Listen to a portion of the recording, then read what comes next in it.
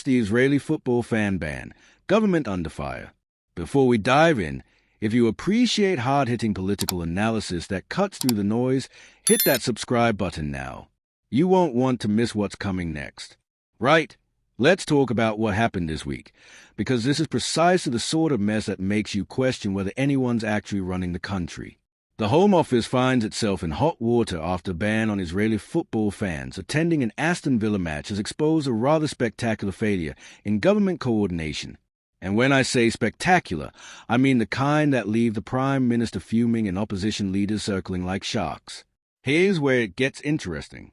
West Midlands police decided that supporters of Maccabi Tel Aviv would not be permitted to attend a Europa League fixture at Villa Park on November 6. The reasoning? The match was classified as high risk based on current intelligence and previous incidents, specifically referencing the violent clashes and hate crime offenses that erupted during the Ajax vs Maccabi match in Amsterdam. Fair enough on the surface. You might think, public safety and all that. But here's the twist that's got Westminster absolutely seething. Sir Keir Starmer has come out swinging, calling this a wrong decision and expressing genuine outrage. Strong words from a Prime Minister who doesn't typically deal in hyperbole. Downing Street has pledged action to resolve this ban, with discussions happening at pace across government to overturn it. The spokesman made it crystal clear that the Prime Minister has been angered by the decision and will do everything in his power to give Jewish communities the security they deserve. That's not diplomatic language. That's fury barely contained in a suit. But wait, because this is where the story transforms from a simple policing decision into a full-blown political crisis. The UK Football Policing Unit, the national body that advised West Midland Police, has revealed something rather damning. They told the government last week that restrictions were possible. Let me repeat that. The Home Office was briefed last week about potential issues and options that the Safety Advisory Group might take, including restrictions on visiting fans. They knew this was coming. The UKFPU spokesperson laid it out plainly. They supported West Midland Police in obtaining full details of the Amsterdam incidents through the European Policing Network, ensuring all relevant information was available. Following this, they briefed the Home Office about potential issues and the options that could be considered. The Safety Advisory Group, made up of independent bodies, makes recommendations to licensing authorities with a priority being safety of match attendees and the wider public. This process was supported by the Sports Ground Safety Authority. All very proper, all very procedural. Now here's where it gets deliciously messy. The Home Office insists that it was only told a ban was being considered and was not informed that a decision had actually been taken until Thursday night. Right, so let's examine that claim for a moment, shall we?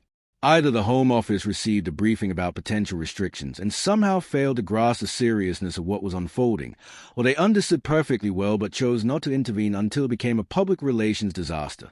Neither option reflect particularly well on them, does it? Conservative leader Kemi Badenoch has seized upon this with the precision of a surgeon wielding a scalpel. She's declared that the Home Secretary has serious questions to answer and branded as a weak government that fails to act when required. Her statement pulls no punches. The Home Secretary, Shabana Mahmood, knew Jewish football fans were being banned from a UK stadium and did nothing. Badenoch then draws a parallel to Starmer's handling of the China spy case, suggesting a pattern of inaction. Her conclusion? Only the Conservatives have the backbone to stand up for the safety of Jews and defend our national security. Now, whether you agree with Badenoch's assessment or not, she's identified the fundamental problem at the heart of this debacle. If the Home Office was briefed last week about potential restrictions, what exactly did they do with that information? Did they engage with West Midland Police? Did they offer support or guidance? Did they consider the broader implications of such a ban? And if they didn't take any of these steps, why on earth not? The government's response has been frantic damage control.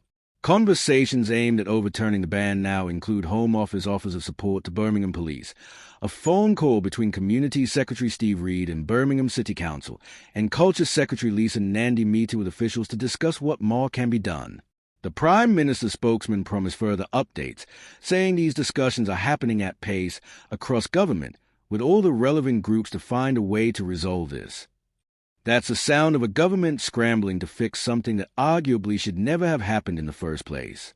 The number 10 spokesman attempted to navigate the constitutional tightrope by acknowledging this as an operational decision, whilst insisting the government is perfectly entitled to speak out on fundamental principles of fairness like this. That's technically correct, but it rather sidesteps the question of why the government didn't speak out or act when they were first briefed about potential restrictions last week. The UKFPU has made an intriguing point that deserves attention. Following the Casey review after the serious disorder at Wembley in 2021, they suggested that if the government wants a role in regulating football events that could be termed events of national significance, then they need to bring forward legislation to formalize this to ensure accountability sits with decision-makers. In other words, the current system leaves the government in this peculiar position where they can complain about decisions but can't actually prevent them from being made. That's a structural problem that goes beyond this particular incident. We have independent bodies making decisions about public safety at sporting events, which is generally sensible because you don't want politics interfering with operational policing decisions. But when those decisions have significant political ramifications or touch upon fundamental principles, as this ban clearly does, the government finds itself impotent to act until after the fact. That's not a sustainable position. The authorities in Birmingham are now facing mounting pressure from central government to overturn this ban. West Midland Police made their decision based on their assessment of risk, following established procedures through the Safety Advisory Group. They are the ones who will be held responsible if anything goes wrong. Yet now the political establishment is demanding their reverse course. That puts them in an extraordinarily difficult position. If they maintain the ban, they are defying the Prime Minister. If they overturn it and violence occurs, they'll be crucified for ignoring their own risk assessment. This entire situation exposes a fundamental tension between operational independence and political accountability. The police must be free to make decisions based on their professional judgment about public safety. That independence is crucial, but when those decisions intersect with broader questions of principle, fairness, and community safety, purely operational considerations cannot be the only factor. The question is, where should that line be drawn, and who gets to draw it? What makes this particularly thorny is the context. The violence in Amsterdam was real. Hate crime offenses occurred. West Midland Police aren't making this up. They have legitimate concerns about public safety. But the response to those concerns, banning an entire group of supporters based on their nationality and the team they support, raises profound questions about proportionality and precedent. If we ban Israeli football fans because of incidents elsewhere, what comes next? Do we ban fans from other countries when trouble flares up? Where does that logic end?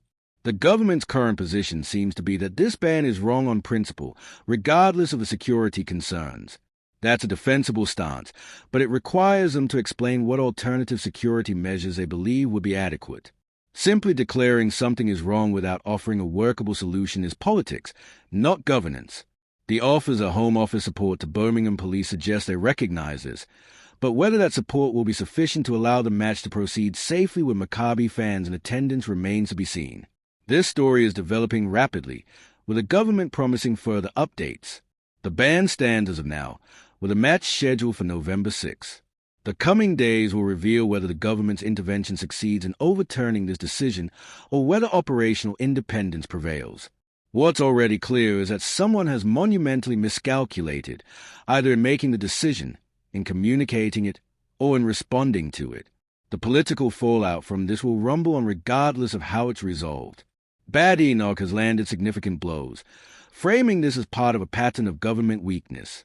The Home Secretary finds herself under intense scrutiny over what she knew and when she knew it.